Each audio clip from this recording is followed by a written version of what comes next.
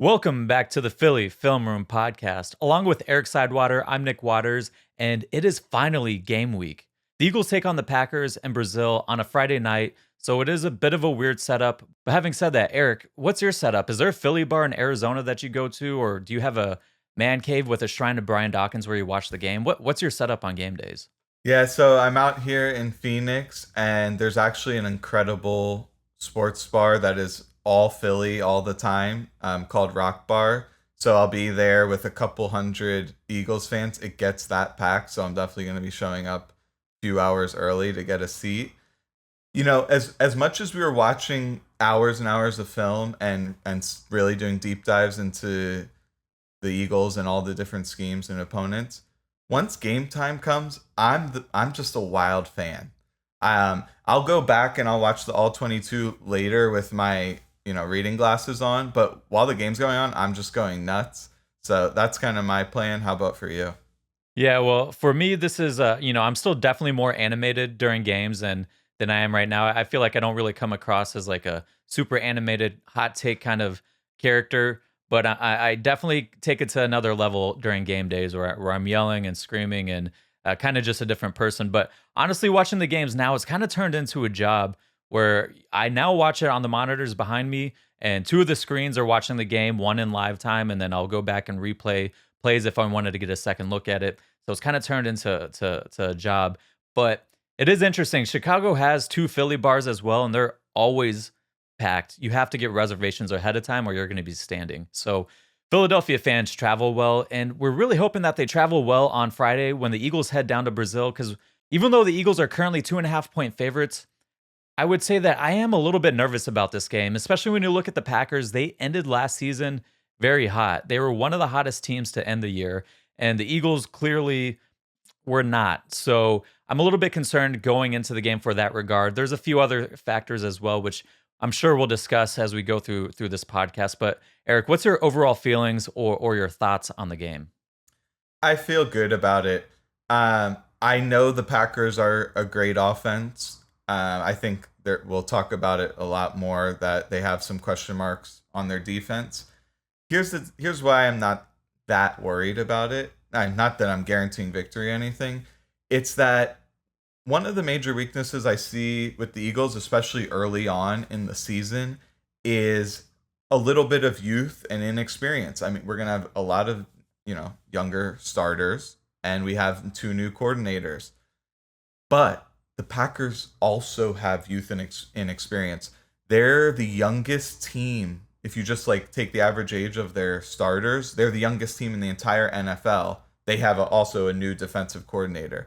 So I think that kind of negates some of the inexperience and youth issues that maybe generally would be apparent if you're going against a team chock full of veterans.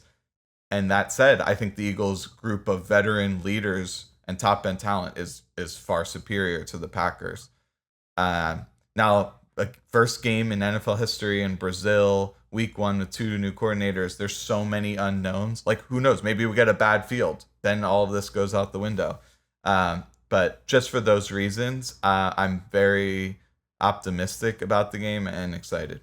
Yeah, at the end of the day, I'm going to pick the Eagles. I think they have a better team overall, but I will be nervous. I hear what you're saying about the inexperience for the Packers and how young they are as a team, but I think their inexperience is mainly on offense. When you look at their quarterback, you look at the receivers, you look at the offensive line, a lot of that's on offense. But the Packers are returning the same scheme, the same offensive coach on that side of the ball. So I think a lot of the experience they have is on defense, and they will have a new coordinator. So I think it's a little bit easier for them to transition with a more experienced defense as they move with the transition with a new defensive coordinator. But when you look at the Eagles defense, they have a lot of young and new faces that they're going to be trying to implement, as well as implementing a new defensive coach as well, a new scheme as well. So I think that is a negative for the Eagles. I think there's going to be some sloppy play on both sides of the ball for both teams, just being week one, but in particular the Eagles, and especially on defense with it being such a young unit. So I'm a little bit concerned there. Now, the majority of the Eagles' offense is returning, plus really some upgrades at a lot of key positions. So I'm not quite as concerned on the offensive side of the ball, but I still expect some growing pains and some learning curve implementing a new coordinator. But a lot of that is going to be discussed as we get to the game plan and the preview. So, Eric, what did you think of the Packers scheme? What really stood out to you in terms of the numbers and the film that you watched? Yeah, so LaFleur is one of these guys who's part of the Shanahan tree. Now he's definitely developed his own flavor over the years. Um, they are very multiple. They'll use a ton of 12 personnel, which is one running back, two tight ends, as well as obviously 11 personnel, the base offense in the NFL. And they'll throw and pass from any of these packages. And because they have like 4 or 5 receivers that are all kind of like wide receiver twos, it becomes very difficult to determine where they're going to go with the ball, whether that's what part of the field or even which player. They also have two very capable pass catching tight ends. So one thing I noted is extensive use of motion. It's almost every play that I'm watching on film that they're using certain types of motions, or if not that, a formation shift pre-snap. I think kind of the MO of this offense is they're running the same staple concepts over and over again, but from a million different looks. You'll keep hearing this buzz term, the illusion of complexity. But yeah, they're one of the things like pulled out a bunch of plays over the last year or so that I thought were kind of like representative of what they're trying to do as an offense, from an offensive standpoint.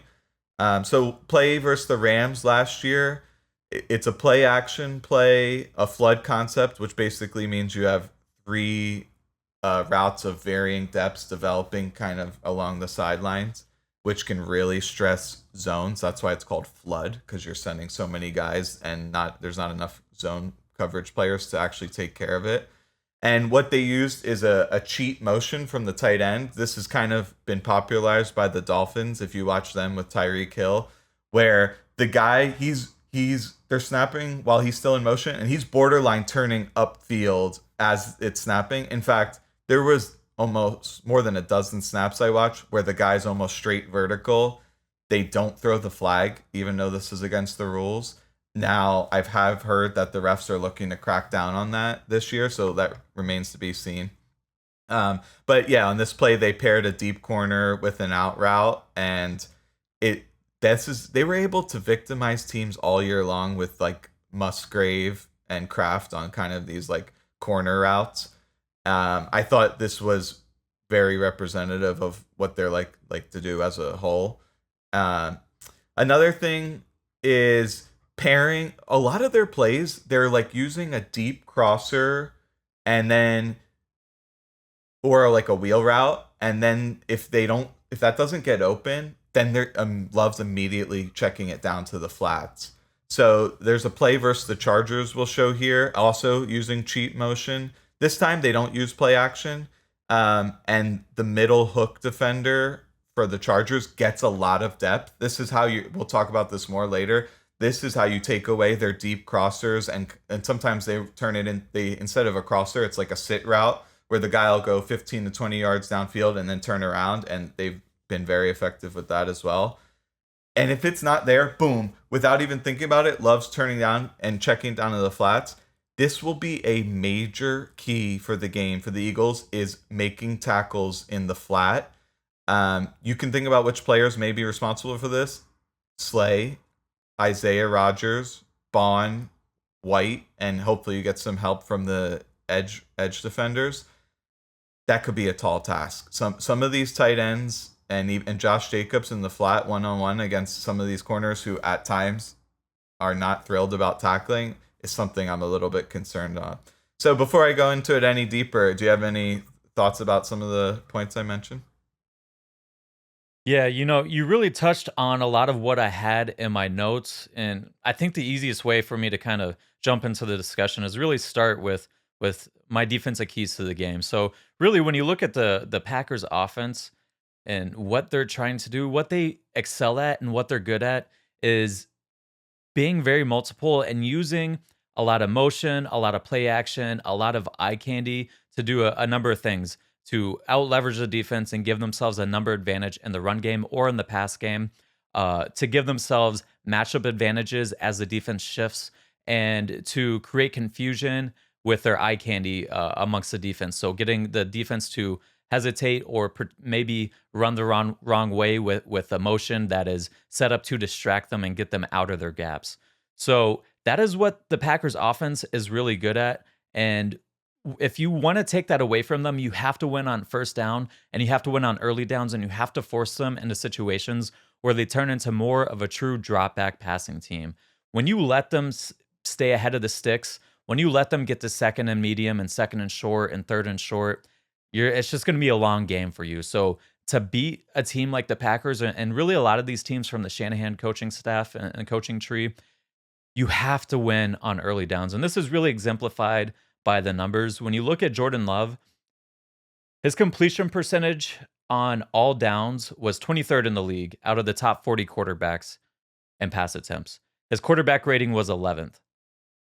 On first down, this is exemplified even more on first down. So on first down, his completion percentage was 10th in the league at 71%, and his quarterback rating was 12th in the league. But then you get him into second and long, so second and 7 plus, and third and long, so third and 7 plus, and those numbers really start to dip. So he goes from 10th on first down to 37th in completion percentage on second and long. It goes to 35th on third and long. And his quarterback numbers, his quarterback ratings are a little bit better, but that's more so because they're able to complete a lot of, they're able to hit on a lot of big plays because of his talent and the way their offense is set up. But there are times where if you can get them into true drop back passing situations, their offense is going to stall out at times. Now, the trick is getting him to those situations. So, having said that, what are the keys to getting the Packers into longer down and distance situations? When you look at their offense, they come out and they run a lot of their base package and personnel grouping is 11 personnel. They'll run that under center. They'll run that from shotgun. Their second most used packages are 12 personnel, both from shotgun and under center. So it goes 11 personnel, particularly in shotgun. Their second and third most used packages and personnel groupings are 12 personnel from under center and from shotgun. Really, what they're trying to do, though, on early downs is to use their play action game and use their motion game and to influence you to bring in a drop of safety into the box. And they love using bootleg and rollout action and play action fakes to really get your defense flowing in one direction, and then they come back the other direction with crossing routes and leaking guys out into the flat and beating you with easy completions that turn into big gains. So having, with that in mind, they're wanting to run a lot in crossing routes. What I would do is run a lot of too high coverages. That's going to help leverage the crossing routes, but it's also going to help to take away a lot of these throws to the flat. So when you think of the Packers offense, you think of an offense like or a Shanahan offense, you see their high yards per attempt numbers. A lot of that is coming from underneath completions, particularly in the Packers offense. When you look at their first down offense, a lot of the times what they're doing is they're running play action and they're running these crossing routes and these deeper routes, but they know the defense is going to get depth and not try and give away these explosive plays, but it opens up wide open opportunities underneath. And then you can attack the coverage that way and get easy completions that turn into big gains. A perfect example of this is from the Panthers game last year. And the Panthers are in cover 3. So they're dropping a safety into the box, but the safety is responsible for the C gap. And the Packers are running outside zone play action fake one direction. So the safety is having to chase the C gap. And then in the opposite direction, they're leaking a guy out to the flat. Well, the safety is responsible for the flat, and then he's also responsible for the C gap. And the Packers are sending both of his keys in opposite directions. It's impossible to play that coverage. It ends up with 2 or 3 air yards, turns into a 25-plus yard gain. Easy, wide open completion. Now, to protect against that, you can also do things like run cover 6 or cover 8, where on one side, instead of having your flat defender be a safety that is responsible for an internal run gap, now your flat defender is a corner who is not going to be responsible for an internal run gap at all. And then on the opposite side, what ends up happening in base personnel is one of the edge defenders, so one of the outside linebackers in Fangio's scheme, will drop into the flat. So now you have a guy that is capping the end of the line of scrimmage against the run game, also is your flat defender. So he's not having to chase an internal gap the opposite direction while a tight end's running away. He can feel the tight end if he's committed to the run game or if he's starting to leak out into the flat the opposite direction. So by running Fangio's cover 6 and cover 8 variations, I think you get the best of both worlds and being able to stop the crossing routes or help leverage the crossing routes while also being able to help take away the flat routes and not get out leveraged and put in situations where you're in a run pass conflict based on how the Packers like to attack on the ground. Add to that, I think there's a couple other plays that they'll run when they are in their base personnel. You're going to see this play where either Nakobe Dean or Zach Bond or whoever's playing linebacker back there is going to be blitzing and the A gap. And what happens is the Eagles are going to drop both edge rushers into coverage. And again, same thing we just talked about. The edge rushers who are not having to guard the internal run gaps for the defense are your flat defenders as well. It helps to take away those flat routes that the Packers love to take advantage of. One other concept, when they do get into their nickel personnel, because they will go nickel personnel against the Packers when they are in 12 personnel at times. I'd expect to see some slot corner blitzes. And what happens is the defensive line slants the opposite way. So it helps you. They will be playing single high coverage at that point in time, but it does help to take away some of the stress that can happen when you play single high coverages against the a Packers or Shanahan style offense. So I think those are a few things that we'll see. So really, I think those are. I took a lot of time there. I apologize, but I think those are some of the biggest keys to the game and something to really watch out for. Yeah, that was great. I hope all the Philly film room fans can appreciate like just that little nuance you brought about dropping the edge to cover the tight end in the flat, how that can kind of unlock your coverage downfield so you don't get exploited. That's really good. And just to build on what you were talking about with play action, it should be noted a lot they're using condensed formations all the time, and I'm sure the stats would reflect that they're near, the top 25% in the usage of that. The only team I really noticed on film that used a lot more of that than them was like the Lions, maybe San Fran.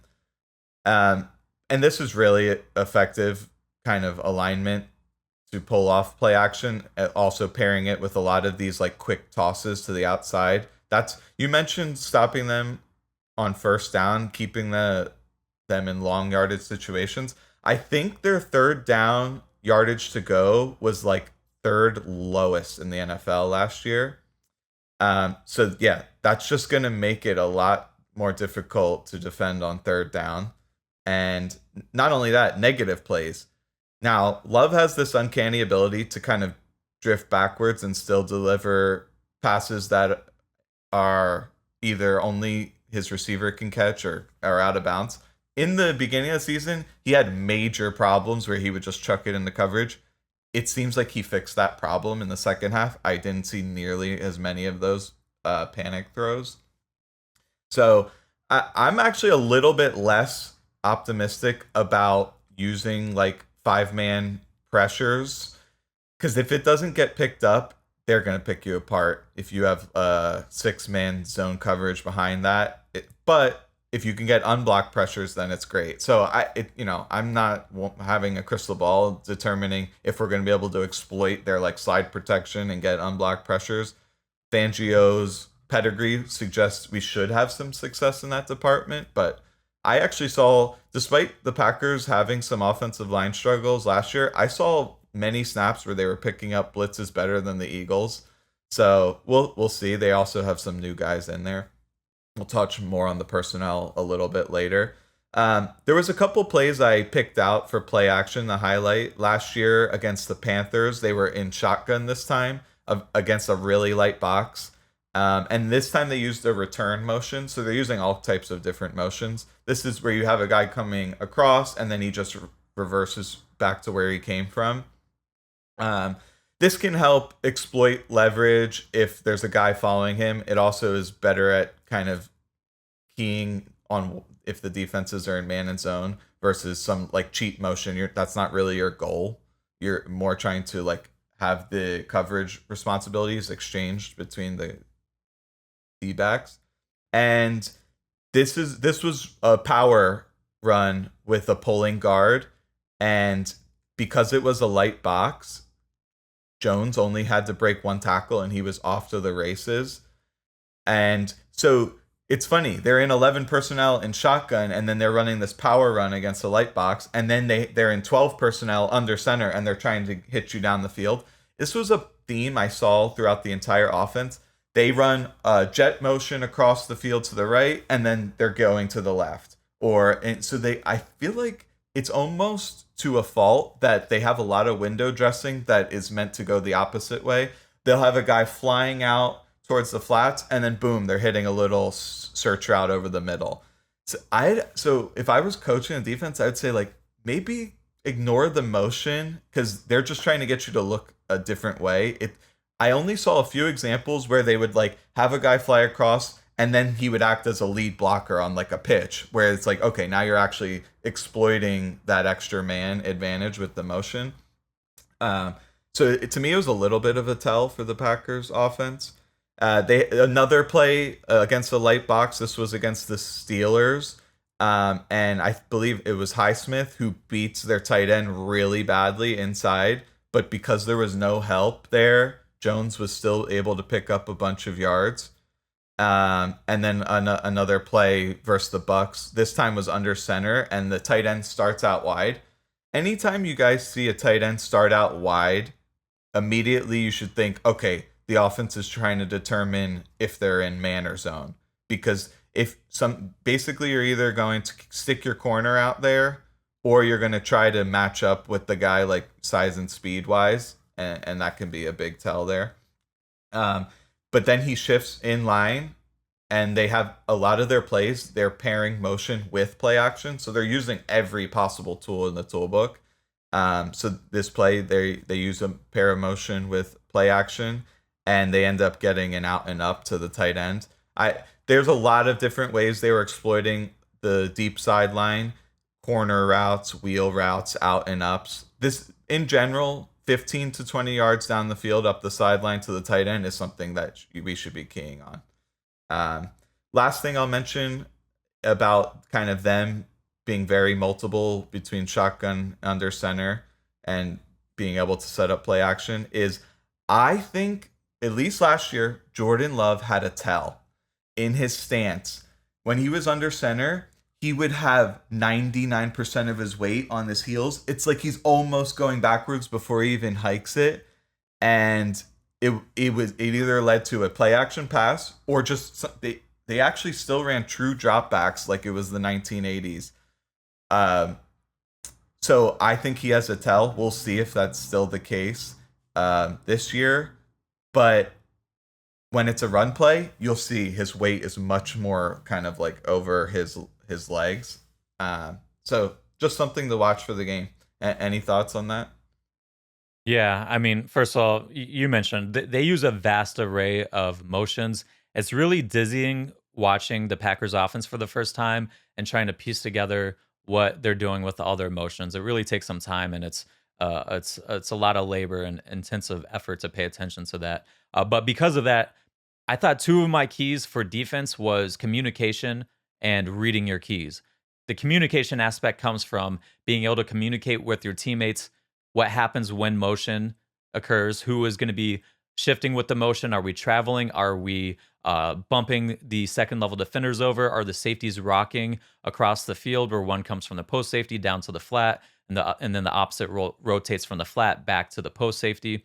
Just understanding what is supposed to happen when this motion takes place, and then also alerting pre-snap that a potential motion might take place. Like, for instance, if you see a tight end is lined in a bunch formation and they're the number one receiver, so furthest outside receiver, a lot of times that tight end ends up motioning back into the core of the formation, and it's kind of treated a lot of times like split zone, where they come back across the formation and they sift block against the opposite side defensive end. So when you see things like that, alerting to your safeties and to your linebackers, hey, alert, alert, we're predicting that this team is about to motion right here.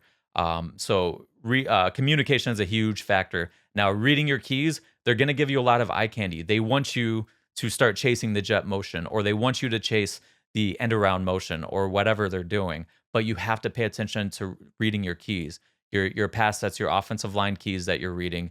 Whether you're keying the running backs as well, or certain receivers, keying certain motion men, making sure you're understanding and reading what you're supposed to be reading. Because if you're not reading your keys, you're going to be chasing ghosts. So I thought those are also two big, huge factors this week as well.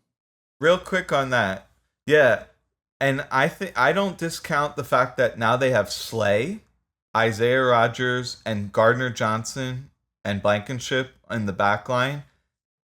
By all accounts, these guys are very vocal communicators. So that may mitigate some of the issues you would tend to see with like new players and new schemes.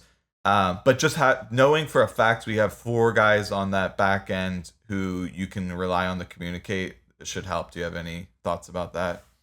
Yeah, that's a good point. With presumably 4 guys on the back end who have some experience, but the guy that's going to be in a position that's going to have to understand what's going on, maybe the most of anyone, is Quinyon Mitchell, the rookie, especially when he's playing nickel. Because when he's playing nickel, he's responsible for run fits, so internal run fits, and he has to understand what happens to his run fit with motion. He also has to understand, based on the play call, is he traveling with motion?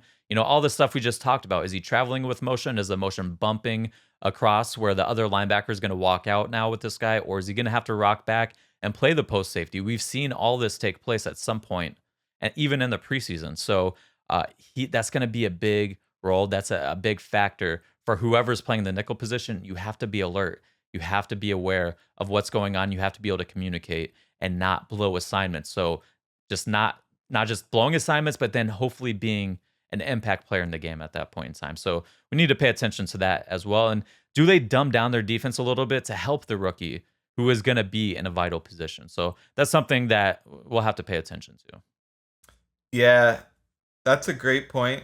One quick thing I'll throw in there is Fangio is amongst the highest in the NFL at running split field coverages. So just a very basic way you can think about this is you would have 2 players playing like quarter of the field deep to like the passing strength, and then on the other side it's a guy who's responsible for half the field.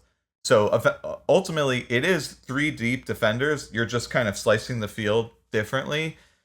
In these styles of defense, the nickel is asked to do a lot. There's so many different checks you can make between a running back's fast to the flat. Well, now I'm going to take him instead of the linebacker. Oh, the outside receiver ran a little hitch and they're going to run a corner behind it. Well, I have to make a smash call. Oh, now they're running quick across the formation, but I have to help on number 1 vertical. Or there's just so many different versions of the nickel's responsibilities changing. My guess is they'll shrink that down at least early, where they're like, okay, we're just not doing any smash calls and we're playing man everywhere he goes except shallow, and then you're just passing it off to the hook defender. And then you just build on that throughout the season because you want the guys to play fast, right? I think this is a core tenet of football is like, if you don't really know what you're supposed to be doing, just like find the ball and run as fast as you can at it, right? So, well, I think they will definitely target Mitchell, but it sounds like the locker room has a lot of confidence in him, and you hope Fangio is vigilant enough to know what he can handle, and with 40 years of experience coaching, I think he is.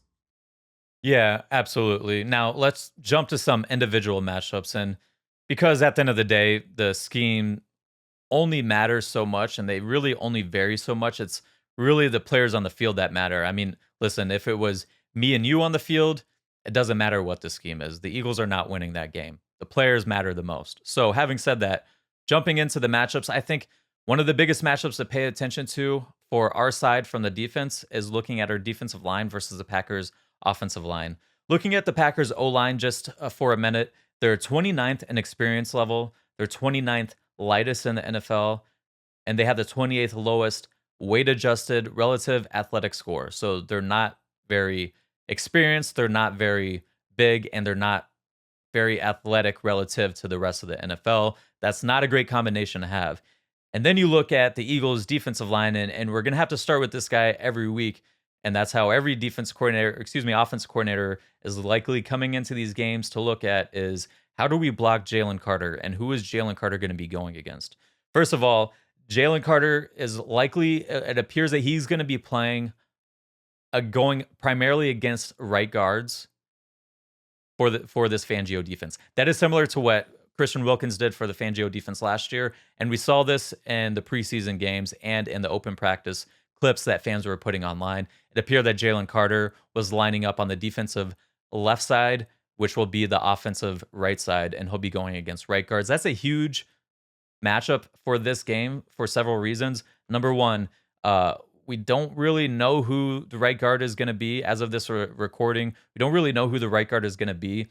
If you look at the Packers website, they have Sean Ryan as the starting right guard on the depth chart. If you look at ESPN, it has Jordan Morgan, or it might be flip-flopped. It's one or the other.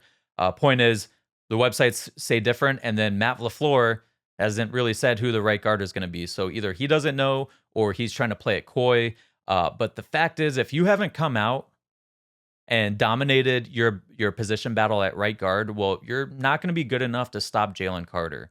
So whoever the Packers throw out there, I don't think it really matters at right guard. Jalen Carter should dominate.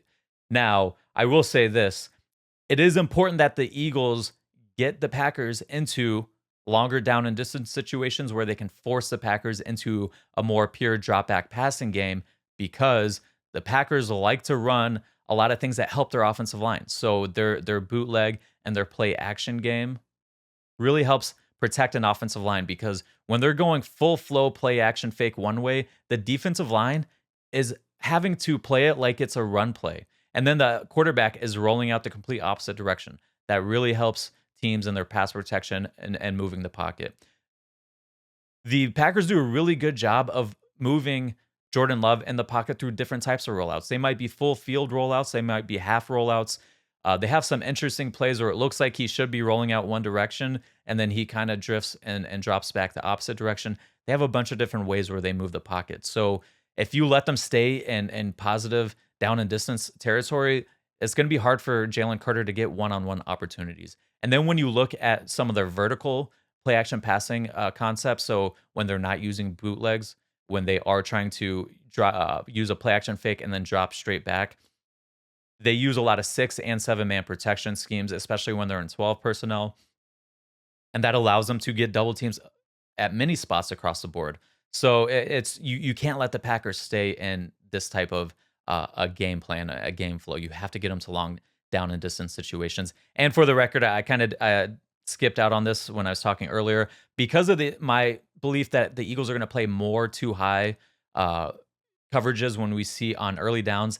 I think that takes away some of the boot action game that the Packers will run, and they'll stick to more of those vertical play action passing concepts.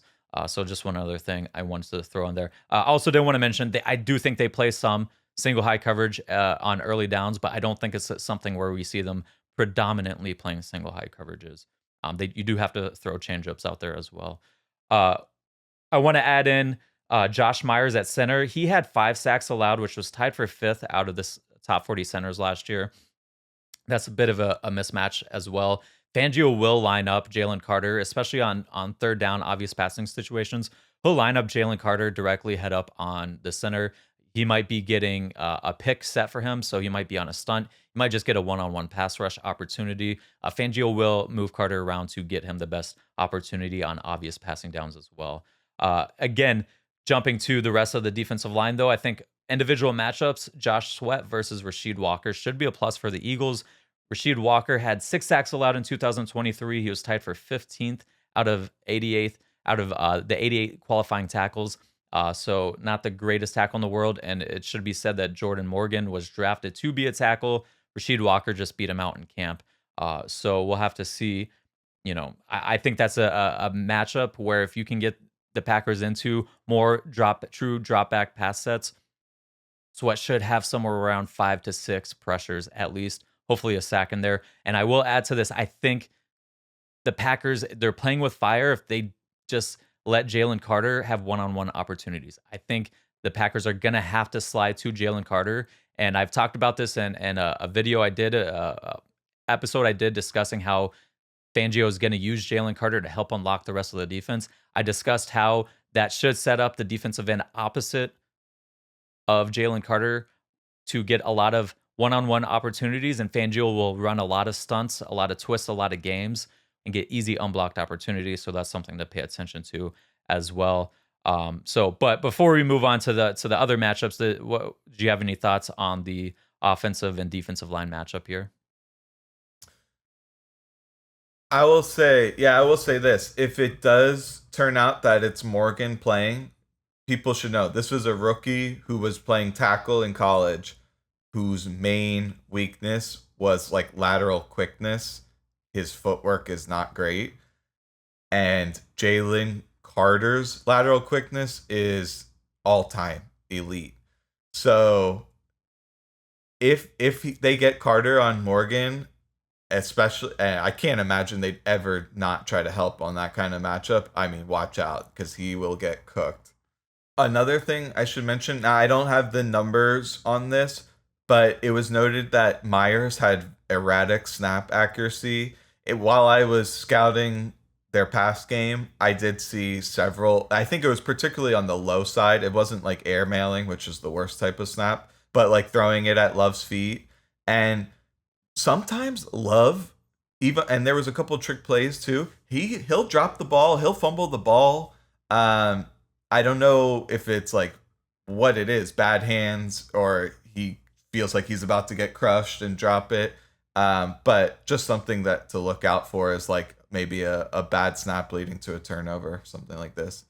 Yeah, I think it will be important to try to get those weird turnovers because Love's turnover worthy throw rate wasn't that high. I mean, you'll see plays where he's like really throwing off his back foot, but his turnover worthy play rate wasn't that high. Just sometimes he gets a little inaccurate with the ball. If you look at his adjusted completion percentage, I think he was around 20 is 29th out of 40th last year. So he gets a little inaccurate at times, but he doesn't, put the ball in harm's way all that much. Now, moving on to the rest of the matchups, I don't think there's a huge matchup between the corners and wide receivers. There isn't a star stud receiver that you have to rotate your coverage towards or have to take account for. They have a lot of solid receivers, but they don't have anyone. They don't have a Tyreek Hill that really scares you at that point in time. And I think for that reason, that's part of the reason why you want them to turn into more of a drop back passing team. You don't want them to have opportunities where the scheme's really getting these guys open. You want these guys to have to get open more for their own merit when you force them into more obvious passing situations. So I don't think there's a huge matchup between the corners and receivers. I will say Christian Watson is a threat to take the ball to the house anytime he touches it. So you do have to be aware of where he's at. But I'm not saying you have to rotate coverage to him, but you do got to make sure you got to understand where he's at, rally to the ball when it's thrown underneath, because he'll take the ball to the house on underneath throws. But also make sure you're staying over top of him and being alert for situations where the Packers do like to take shots and where they like to try and throw big plays. So you got to pay attention to that. But I do think more importantly is Packers tight ends versus Eagles linebackers and safeties, and especially their outside linebackers. Listen, the Packers tight ends, both of them, Tucker Kraft and Luke Musgrave. Luke Musgrave is their tight end one. But both of these guys are very athletic. They're seam stretchers. They can make plays with the ball in their hands. They get a lot of yak. They're tough to bring down. They're very athletic guys. They will hurt you if you let them. So it's going to be a big matchup between the Eagles linebackers, and especially like I was talking about with what I think the Eagles are going to do, and especially early downs to prevent the Packers offense from just getting these easy dump offs in the flat when you're dropping those edge rushers into coverage. The Packers will isolate. I really predict this is going to happen. The Packers will try and isolate a situation where they use one of their tight ends to kind of check release, but he's going to release into a tight end wheel up the field. and they're going to try and get a matchup where one of these tight ends are running with one of the Eagles edge rushers. I would particularly try and plan that and isolate that with going against Brandon Graham. If I were the Packers, I would try and figure out how Fangio's rotating his coverage. What is his keys to rotate to? Manipulate who's going to be the guy that drops into coverage, and then try and attack that guy. So I'd pay attention to that. But there are some question marks about the Eagles linebackers. Who is the best coverage linebacker? Are the Eagles good enough in coverage to with these linebackers to cover these guys? We'll have to see how that plays out. There's a lot of question marks there. So something I'll definitely be paying attention to. Yeah, there because the Eagles fans haven't seen a lot of the weapons. I just want to touch briefly on some of their guys. So Jaden Reed, he's a guy, he operates out of the slot pretty often, but he's a shifty gadget player who they will use on like end arounds and screens and stuff like this, trying to get the ball in his hands, like, like a poor man's Debo.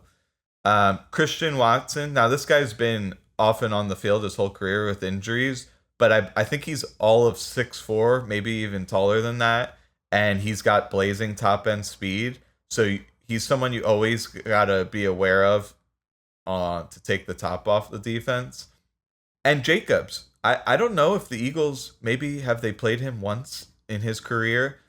He's a guy who, he's also, I think he did struggle with some injuries, but he's very hard to bring down in the open field one-on-one. He'll often look for the truck stick as opposed to juking guys, but he's pretty fast, really good vision, and he's reliable in pass protection.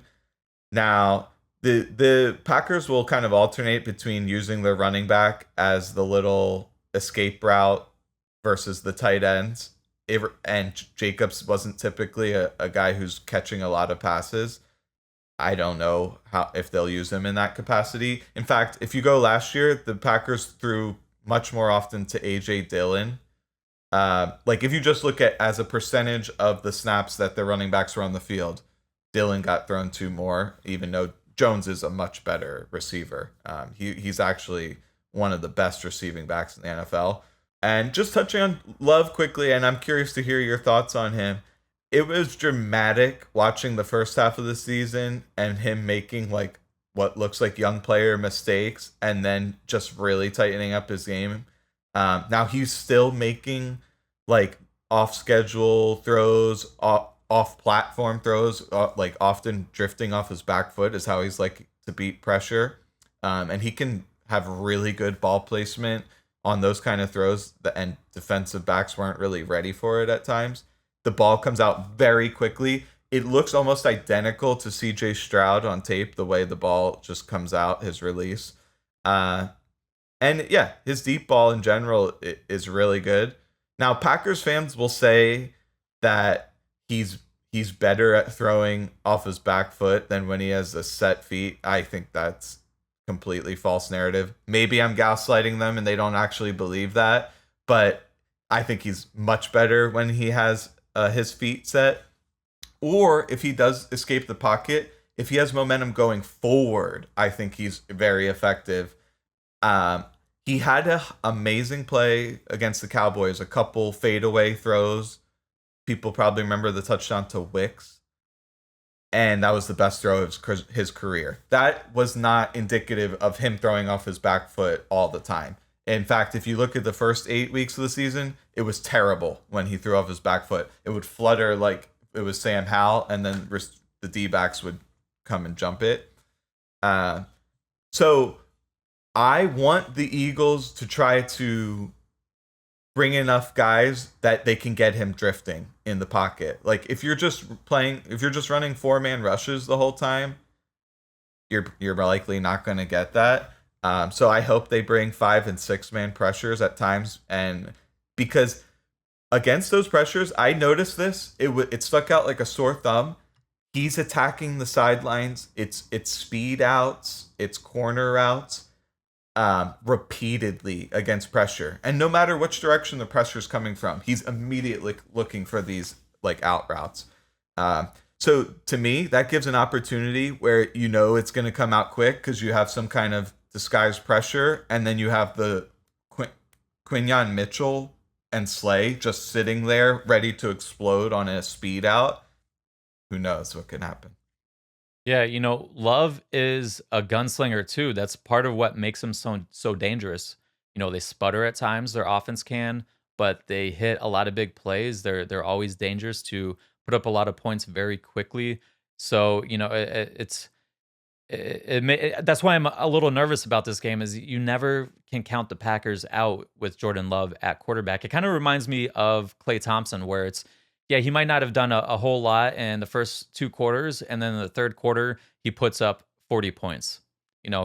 Jordan Love kind of reminds me of that type of player, at least right now in his career. Maybe year two he bounces, or continues his improvement. Year two of being a full time starter, maybe he continues that improvement, improves that consistency, and then he's just a real threat in the NFL. But his gunslinging nature always makes him a threat to be, keep his team in games. I do think we need to touch on the Packers running back depth. It looks like the Packers are going to be without their top two, or excuse me, their first two backup running backs behind Josh Jacobs. You did a good job touching on Jacobs and what he brings to the table. But AJ Dillon's on injured reserve. Marshawn Lloyd has practiced twice this week, and I think in a limited capacity in both. Then he didn't practice the next day. And LaFleur, a little coach speak, was saying how, the plan was for him to practice 2 days, then have a day off. That doesn't appear to me as a guy that's going to be suiting up and is ready to go in an NFL game. That's not the traditional path to seeing a guy go from hamstring injury to now playing on game day. So I don't think Marshawn Lloyd's going to be there. That brings in their backup running back is their fourth running back. Not only is he probably not going to be as good of a back as a runner as Josh Jacobs is or Marshawn Lloyd is, but what about in pass pro? Is this guy going to be a liability in pass pro? Is this something the Eagles can manipulate? We force him into staying into protection using our blitzes and creeper pressures, and then force him to then block as well? So that's something I'll definitely be paying attention to for as far as the running backs go. Now, switching to the offensive side of the ball, what can we expect from the Packers defense? Especially considering they have a new defense coordinator that's never been a defensive coordinator or called plays in the NFL. Yeah, Jeff Hafley, their new defensive coordinator, he's kind of from that Robert Saleh tree. He was with originally with the Browns, I believe, and then San Fran, and then most recently he was coaching at Boston College. Now, if you know anything about the talent pipeline at BC, it that could have a dramatic effect on the type of scheme you're trying to run. Maybe the full menu is not available to you. So it does leave some mystery to it. Now, between his roots and what you saw in preseason, I'm fairly comfortable saying they're going to be running primarily a single high scheme. There's only a few teams in the NFL that were like primarily single high last year, the Jets being one of them, the Saleh. And so a lot of the things I was studying was how the Eagles were attacking single high last year, what was successful, and then just kind of more broadly across the NFL, like what are the best ways to attack schemes like that, and not to, and then specifically honing in on their defensive personnel. And Hafley said it himself. He's probably going to run a fairly vanilla scheme that is sound. So you're not having a bunch of exotic coverage looks that can bust easily. You're keeping the kind of the coverage responsibilities much more tightly governed, and it's more about having the good read keys and everything to be able to play your position as effectively as possible. So before I bring up a few plays that I highlighted, the Eagles attacking single high, did you want to talk about their defensive scheme? Yeah, man. I mean, it's all guesswork right now. I think you can, go and look back and see his history of who he's coached with and coached under, what he did in college at, at Ohio State and at Boston College, and see how it may and project how it may extrapolate to the NFL. But the NFL and college game are different. There's going to be differences, I think. But yes, I think you could probably, y- you know, prognosticate that it's going to be a lot of cover one, a lot of cover three, a lot of single high coverages. And then you look at, what happens with the Eagles against, man coverage teams, a lot of teams that play cover one, a lot of teams that play cover three. You're pretty much saying it's going to be one on one matchups on the outside. So at that point in time, I know who the matchups are. I'm going to get us into the best matchups, throw it to our best players. And a lot of times you see what happened in the Cowboys games last year is AJ and Devontae dominated the targets. And man coverage, it's clear who the matchups are and who the one-on-ones are, and what you're going to have. So for that reason, AJ Brown has a high man coverage yards per route run rate compared to zone, where you start to see the other options come into play. Devontae, Goddard, they have higher yards per route run and zone coverage. I think AJ and Devontae will probably dominate the targets if it is a ton of cover one, a ton of cover three in this game. So we'll have to see how that plays out. But it is a little tough to predict, how their defense will be, which is why we spent more time and more focus on the Packers offense. We just, we have more film to go off, on that end. Yeah. And, as Eagles fans know, we were in a bidding war for Xavier McKinney this offseason. He ended up getting something like 17 million a year, which, even though I liked the player, I thought it was a rich contract. And the reason I bring that up, he'll be asked to be the single high safety fairly often, especially because their other safety is a rookie, Javon Bullard, who maybe has questionable range and obviously way less experience. That's the thing about McKinney. He also has limited range. And it was a dramatic weakness I saw when I was scouting him, was his instincts and reaction are top notch. And he plays very conservatively because he knows he's not fast. And I saw tons of snaps where teams threw up the deep sideline against the Giants and he wasn't able to get over there in time. And if that's how they're playing the Eagles, I think we're going to see deep shots up the sidelines, which is funny because what we talked about this offseason is Kellen Moore prefers the quick game, and the Eagles relied way too much on deep developing pass plays last year. Ultimately, you still need to attack the weaknesses of the defense. You don't just force fit something that you thought you was a weakness, or something you didn't do well last year to try to correct that. I mean, and that is a strength of AJ and Devontae's game. Why would you remove that? You keep that in, maybe disguise and hide what you're going to do a little bit more, but you don't just remove that altogether. They hit a lot of game changing, field flipping plays on deep shots to AJ and Devontae. So there was three plays I picked out last year that kind of highlighted how the Eagles like to attack single high, and they were very successful doing so. The first game against the Patriots, and this is something they did a lot in the Super Bowl, was they came out in 5 wide, and basically Goddard just has a little sit route, and then AJ runs a skinny post from the outside, and he wins up the seam. This is one of the most, I guess, basic ways to exploit the single high. You're often going to get leverage there because when the safety's in the middle, then the corners are going to want to try to be on the outside more often. And this was there the whole season. The seam routes to Goddard as well. And it's something that I expect them to exploit. In fact, I went and watched every intermediate seam pass that the Eagles threw the entire 2023 season.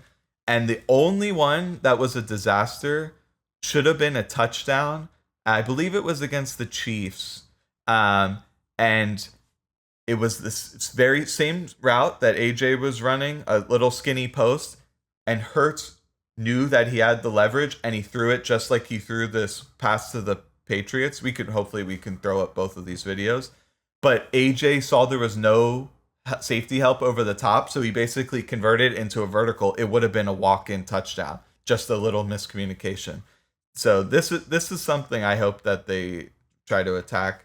There was a play against the Buccaneers. This was the first game. There was probably no highlights from the playoff game, and they were in a spread look. The Bucks were had 7 guys on the line, so obviously the Eagles fans know that the cover zero pre-snap looks gave us massive issues last year. It ended up turning into a 5-man pressure with a cover 3 behind it, and Goddard wins on a little glance route, which is basically a skinny post version of a for a tight end. And the last play was against the Rams. This was in pistol, which is something that you and I have both speculated the Eagles would run more this year. Um, and they actually do run a max protect here. So they have 7 guys in, something that I wish they had done more once teams started running a bunch of 7-man pressures against them. And AJ absolutely eviscerates the middle safety on a deep crosser. He just can't get across the field fast enough, and he's like 40 yards back off of the ball. So that I expect, deep crossers and those seam plays to be something they try to attack. Do you have any thoughts on that? Yeah, I think they'll run a fair amount of crossing routes. They could be deep or shallow, so drag routes, mesh concepts against man coverage, deeper crossing routes. You might see some Y cross type concepts where you get some deeper crossing routes across the field.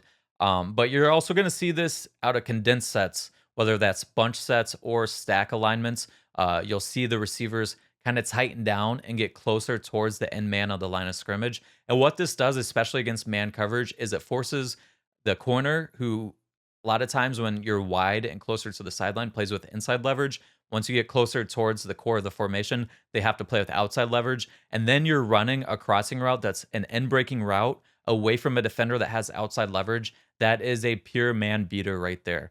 Then you add in that you can do it out of bunch and stack alignments. So it forces the corner to have to back up a lot of times and play from off coverage and then have to fight through traffic across the middle of the field. And then you add to it motion, where you are motioning across the formation, or potentially maybe a yo-yo motion, or a situation where you're just not letting the defensive back get set in his stance before you snap the ball. You and Kellen Moore will combine the best of all three worlds. Like, you take this, for example, against Dallas. He did this against Dallas last year, where he would motion Keenan Allen into a condensed stack set and then run a crossing route. That's something that we're going to see out of the Eagles offense, especially against a lot of man's coverage teams. And we're predicting against probably the Packers this week.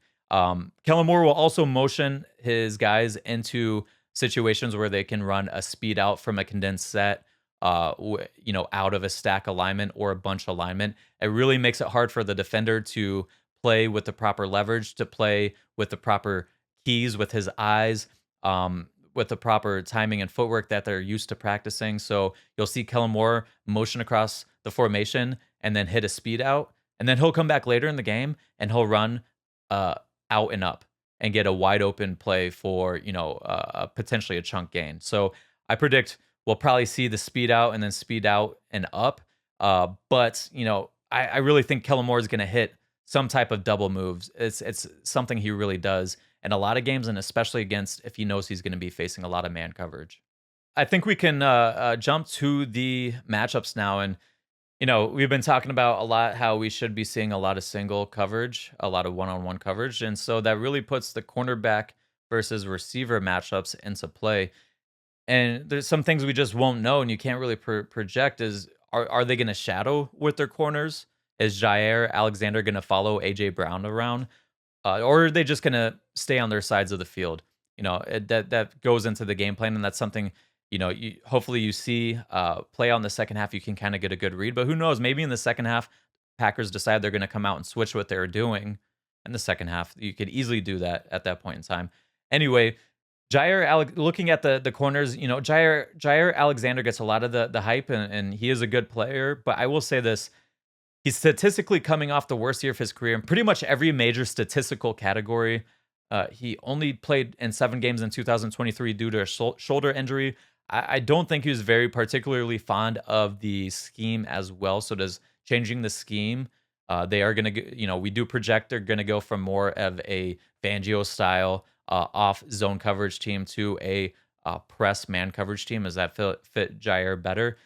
He's a guy that if he's matched up on AJ though, I'm not staying away from that. I still would attack him, and I still think AJ Brown wins that matchup the majority of the time. But we'll have to see how that plays out. Eric Stokes, he was a former first round pick, but he didn't have his 5th year option picked up. He had a tough 2022 campaign, followed by an injury filled 2023 campaign where he only played 2 games. I think he's someone that AJ or Devontae can attack. If this is a situation where you shadow corners, I Devontae all day. This is a matchup that he should win. Then you switch to the slot. Keyshawn Nixon. He's been in the league 4 or 5 years. His first year starting was in 2023. He wasn't particularly great. I mean, I think that's probably what happens a lot when you don't really get much playing time until if you're a player that doesn't get much playing time until your 4th or 5th year. There's usually a reason why most of the time. So we'll have to see if he can improve with the 2nd year under his belt. But again, that's not a matchup I'm shying away from. I think whoever gets put in the slot, we do think Devontae is going to play in the slot more, but AJ is also going to play in the slot. They're going to move these guys around. Jahan Dotson will be in the slot. I think all 3 of those guys, I think all 3 of those guys are matchup advantages for the Eagles. So especially against Nixon. So when you look at the matchups in particular, this should be a game where the Eagles receivers can make a big impact. But again, does this group bounce back in 2024 with a new scheme?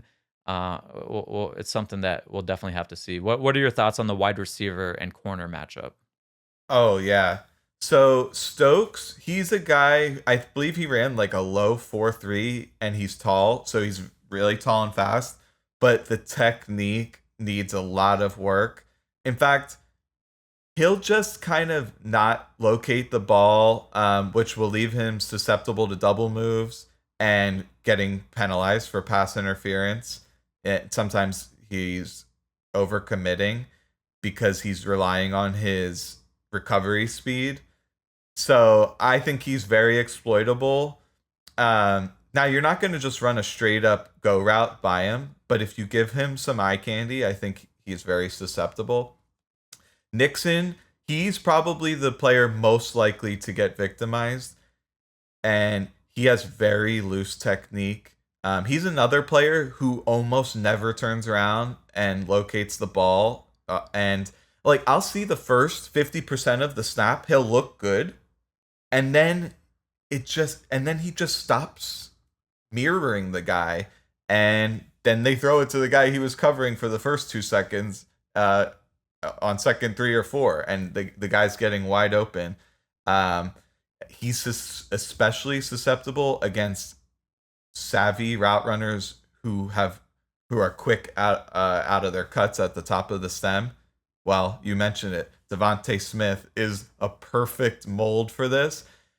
If they decide that, Nick, first off, we hope Kellen Moore puts Devontae in the slot.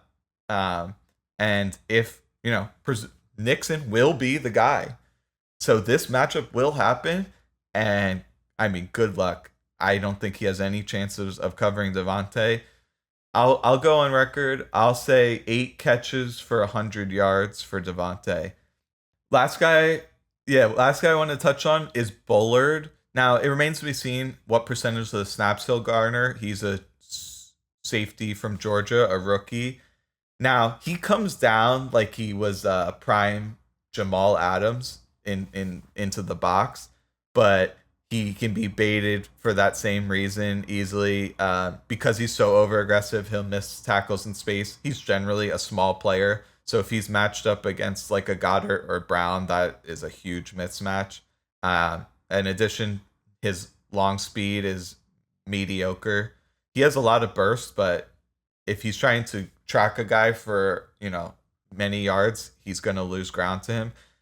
So those 3 guys, you mentioned a couple of them, I think are ripe for the picking. Yeah, I'm definitely interested at looking at the safety dynamic. You've touched on it a bit already, is who's going to be the primary post safety, who's going to be the box safety. Do they both split the job? Or do they have a guy that's primarily post safety, a guy that's primarily the box safety? If they do split the jobs like that, then the guy that's the box safety is really going to be your cover down safety. He's going to be the guy responsible for for playing a lot more one-on-one coverage against the tight end. So be interesting to see that. I do think it's primarily going to be Xavier McKinney as a post safety, and you'll see Javon Bullard as the guy that's going to rotate down. That kind of fits with his profile coming out of college. He was a guy that a lot of people viewed as one of these tweeners that could potentially be your big nickel in today's modern NFL. So it'll be interesting to see that matchup. But I do think either way, Goddard has the advantage against Bullard. Just the experience, the skill level, obviously size level as well. I think that's a matchup I'd really be interested in. Now, I don't think Goddard is going to get a ton of targets just because of the fact of what we talked about. When you see a lot of man coverage and the Eagles know it, they're going to figure out ways to get the ball to AJ and Devontae. Goddard will probably fit in after that. That's not to say Goddard won't have times to step up and impact the game, and I think he will. He has the matchup advantage. I just don't think he's going to get 8 targets in the game. I think if he gets, 5 or 6, probably at max is what I'm guessing he'll see. I still think he can have, a high yard per reception average. I think this is a good completion percentage when he is targeted. I think this is a matchup he should be able to make an impact, even though I don't think it's a game where it's a Goddard game. But we do need to jump to what I think is the most important matchup on this side of the ball, and it's looking at the offensive line versus the defensive line. If you look at the Packers defensive line, I really think that is the strength of their defense. You look at, they have Rashawn Gary, very good pass rusher, very good run defender as well. Flip to the other side. Preston Smith isn't quite the player he used to be, but he is a solid player, veteran, experienced. But then you look inside, you got guys like Kenny Clark and Devontae Wyatt. Those guys are definitely very effective pass rushers from the interior. But I'll start with the edge rushers first. Rashawn Gary had 11 sacks in 2023. He was top 20 in pressure and pass rush win rate, and he is a really good run defender. He had the 6th highest tackle rate on runs last season. He is an athletic freak. He is a good pass rusher who's dealt with some injuries in the past, but his career trajectory is up.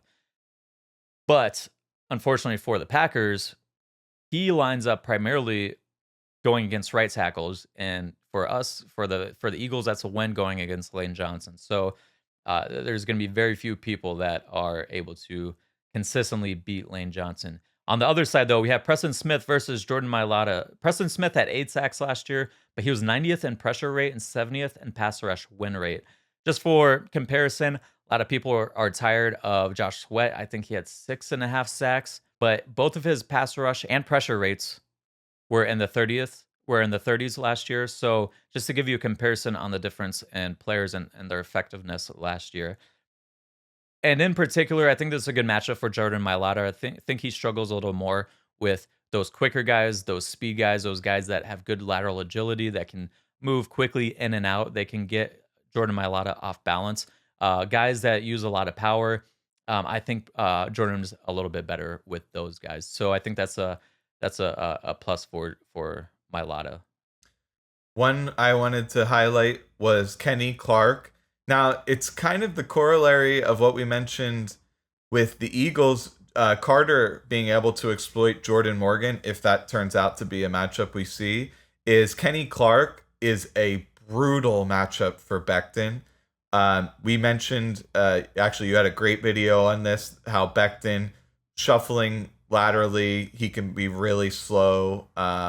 And he struggles with guys who will have, play with good pad level, which Kenny Clark versus Becton, I don't know, is it a 7-inch height difference? So the leverage is going to be brutal, and he's extremely quick.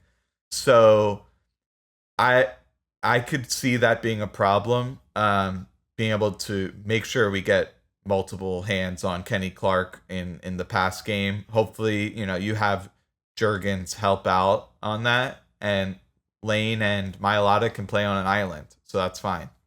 I think we really need to make sure we take steps to mitigate his impact in the pass rush. Yeah, absolutely. Like you said, you have 3 guys that can play on an island with Lane, Mailata, and Dickerson. You can help Becton if necessary, right? So I am a little concerned about pass pro for Jurgens and Becton. We didn't get to release an offensive line podcast, but that is something that we we discussed was our concern in pass pro for these guys. Jurgens, he's a good run blocker, but as a pass protector, he had some issues. I don't think all those just get fixed in an offseason. I think it's going to be a work in progress there. Becton, again, I think he's a guy you put him in the as a run blocker. I think his size and strength, he's a guy that's going to be able to move some people. But in pass pro, I am a little concerned, especially we've touched on it before. Guys with lateral agility, can they get him moving side to side? I do worry a little bit in pass pro, especially with leverage too. Once you do start playing these guys on the inside that are really good, really strong, and really good with their pad level and leverage, with him being naturally just a taller guy for the position, does worry me some. How does he handle those pass rushers as well? Becton's going to get tested right away. Kenny Clark had 7.5 sacks last season, which was 11th.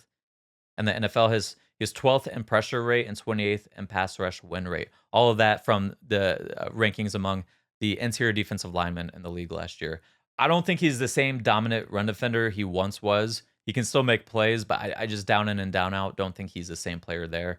Devontae Wyatt, he had 5.5 sacks last year, which was 18th in the league, but he was 4th in pressure rate and 8th in pass rush win rate. So he was more dominant on a down by down basis. And it wasn't like he played an insignificant amount of pass rush snaps at that point in time. The Packers would rotate their TJ Slayton, another guy, in on early downs as more of their kind of like Jordan Davis, bigger run defender on early downs last year. I imagine we'll probably see some of the same stuff. Wyatt, I don't think was as good of a run defender as Kenny Clark. So we'll have to see if he can improve in that area, which is why you saw TJ Slayton play a little bit more, I believe. So we'll have to see there. But as pass rushers, Clark and Wyatt are guys that are forces. It's a tandem. It's a force to be reckoned with, and it's something that does concern me a little bit. Something to really pay attention to. It can become a problem. The Eagles are not able to protect Jalen up the middle. But Eric, did you want to add anything before we wrap up? Yeah, there was one other play I wanted to highlight. We mentioned that they may employ press coverage. And I looked into how Kellen Moore liked to attack that. You mentioned it, a lot of motioning into some stack and bunch alignments. And there was a great play the Chargers had against the Titans where they quick motion Keenan Allen like from the slot, and it's the Andy Reid style motion where you just go like 5 yards and then they snap it. And it led to the safety completely blowing the coverage because they like swapped assignments, and it was a big gain up the seam. And there was another play the Chargers had against the Lions, this time motioning into the bunch, and it got Keenan Allen a free release, and he burned the guy with a little slot fade with like a stutter move. I mean, this is something they could easily put AJ in and get a really favorable matchup. I feel very optimistic that Moore will be able to exploit this defense. It's not a good defense. And Hafley's not a mastermind where he's suddenly going to come up with a bunch of scheme answers to mask some of their personnel weaknesses. All that said, I think it's going to be a bit of a shootout. I think it'll be sloppy Friday night in a new country, first game of the season, but that'll be both sides of the ball. And I didn't know if we wanted to do a game prediction to cap this off. Put me on the spot here. I didn't write down a score prediction. But like I said, I'm a little nervous for this game. I could see it going either way. I do think the Eagles win. If you go, position by position, I think the Eagles have a better roster. But can you exploit, the weaknesses of the opposing team and take advantage? So I am a little nervous there. But if I would say as a better, I'm an under better. I look for unders and underdogs. I wouldn't bet this game straight up. I would put the Packers in a teaser, which would bump them and down to 8.5-point underdogs, and then I'd take that. But listen, I think it's probably a tighter game. Just in general, I think a little more back and forth. It's probably gonna be a little bit of a sloppy game on both sides of the ball. First week of the season, it's always hard to predict these things. But did you have a prediction? Yeah, I predicted 31-27 Eagles victory. It is completely futile to predict because last year we beat the Chiefs, Bills, Cowboys, Dolphins, and then we went on to lose to Cardinals and a bunch of terrible teams, Bucks, and so it's pointless to predict. But I guess the real point of the prediction is if everything materializes the way we think it would, based off the coaching and the personnel and all these other variables, I think the Eagles have a slight edge in a high scoring game. Yeah, position by position, the Eagles have the better roster, but any given Sunday or Friday. Hopefully, we'll be back with a W, and the next time we see you, we will be reviewing the game, so stay tuned for that. But until next time, go Birds.